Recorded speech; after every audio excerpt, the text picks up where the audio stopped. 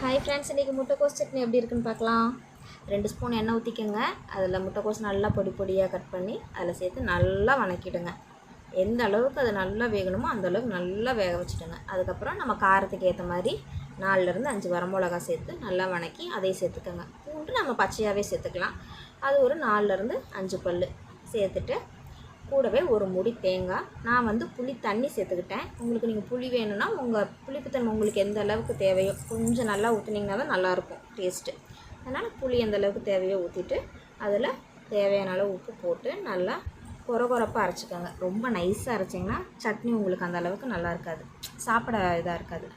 அதுக்கப்புறம் நம்ம எப்பயும் போல் தாளித்து அதை சட்னியில் சேர்த்துட்டு டேஸ்ட் பண்ணி பாருங்கள். சூப்பராக இருந்துச்சு. நெடக்கடலை சட்னி சாப்பிட்ற டேஸ்ட்லேயே இருந்தது. ட்ரை பண்ணி பாருங்கள். உங்களுக்கு பிடிச்சிருந்ததுன்னா சேனலை லைக் பண்ணுங்கள், ஷேர் பண்ணுங்கள், சப்ஸ்கிரைப் பண்ணுங்கள். Thank you friends.